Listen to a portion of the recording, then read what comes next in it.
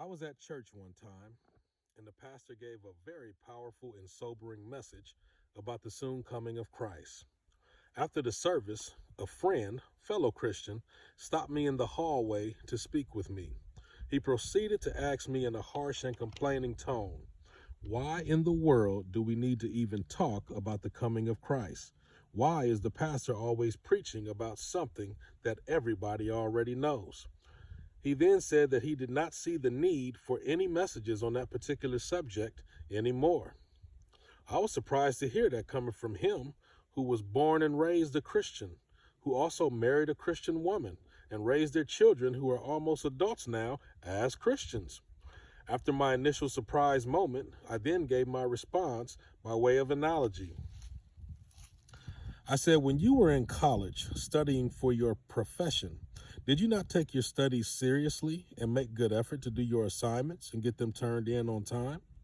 You were most likely handed a syllabus in the beginning that outlined all you had to do in the class throughout the term or the whole year.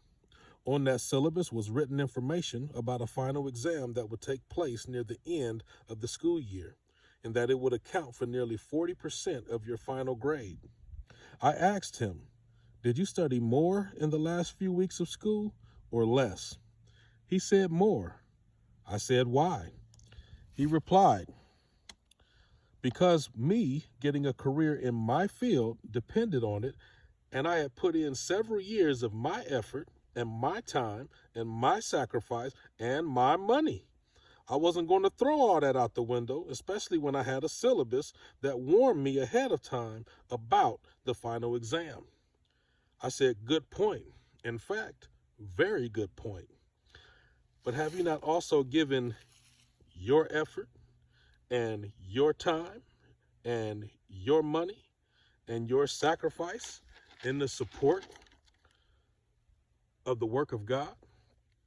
Were you also given a syllabus known as the Bible that foretells of a wonderful Savior who says in the book of Matthew in the 24th chapter that before he comes the second time that there will be a time of trouble that comes upon the earth that the world has never seen, that false Christ would arise and nations would rise against nation, and there would be famines and pestilences and earthquakes in diverse places, and with many other prophecies taking place as we speak?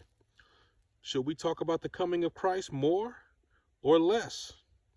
He then looked surprised and shook my hand and said, more, much more.